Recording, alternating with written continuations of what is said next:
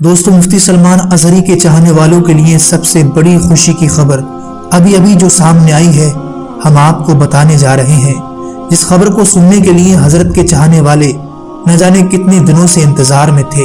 آج الحمدللہ اللہ کے کرم سے موڈاسا کورٹ نے مفتی سلمان ازہری صاحب کو ضمانت منظور کر لی ہے۔ جوناگڑھ اور کچھ کے بعد آج موڈاسا کورٹ نے بھی مفتی صاحب کو رہا کر دیا ہے۔ مفتی سلمان ازہری کو گجرات کے تمام کیسوں میں ابھی ضمانت مل چکی ہے۔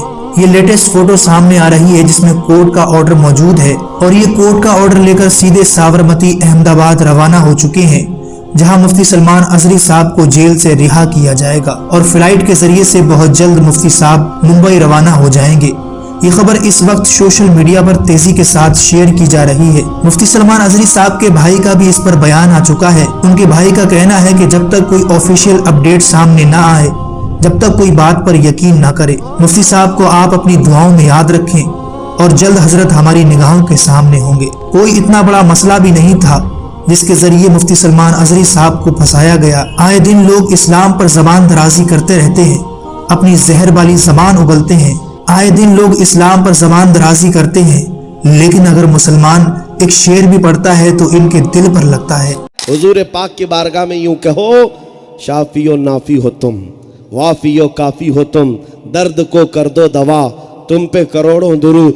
حالات برے ہیں تو کسی کا جھنڈا اٹھانے سے صحیح نہیں ہو جاتے۔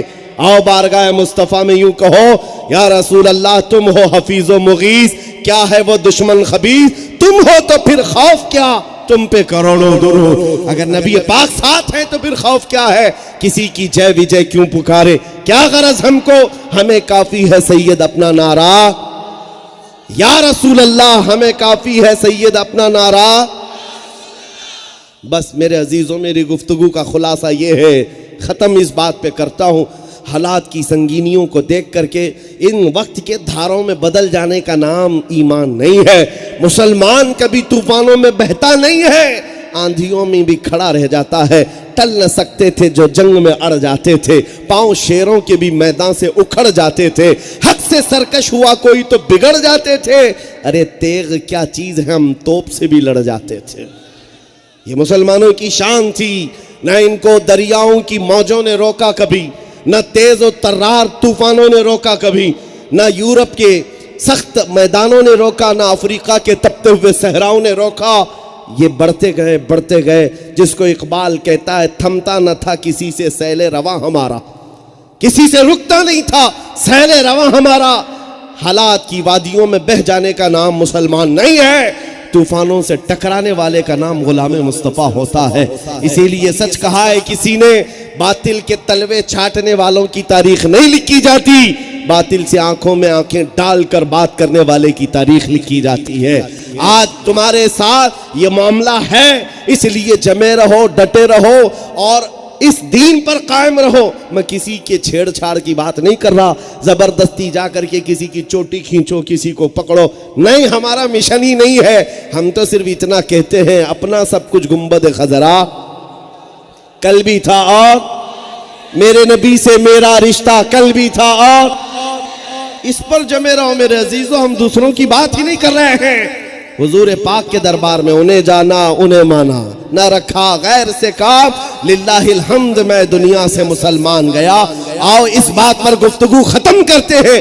ہم اپنی مرضی سے اب تک بہت جی لیے، اپنی خواہشات سے بہت جی لیے، اپنے جو تمنائیں تھی اس کے حساب سے جیتے رہے، لیکن اب یہ عہد کر کے اٹھیں گے، ہم اپنی مرضی سے نہیں جئیں گے۔ زندگی یہ نہیں کسی کی کسی کے لیے، زندگی ہے نبی کی نبی کے لیے، نہ سمجھ مرتے ہیں زندگی کے لیے، ارے جینا مرنا ہے سب کچھ نبی کے لیے۔ عرض کرتے آقا کی دربار میں، یا رسول اللہ دہن میں زباں تمہارے لیے، بدن میں ہے جاں، ہم آئے یہاں اٹھے بھی وہاں، زمین و زمان تمہارے لیے، مکین و مکان تمہارے لیے، چنی نہ چنا، اور یا رسول اللہ بنے دو جہاں، کون دیتا ہے دینے کا منہ چاہیے، ارے دینے والا ہے سچا، دینے والا ہے سچا، دینے والا ہے سچا، لبیک یا رسول اللہ، رسول اللہ، رسول اللہ، رسول اللہ، رسول اللہ۔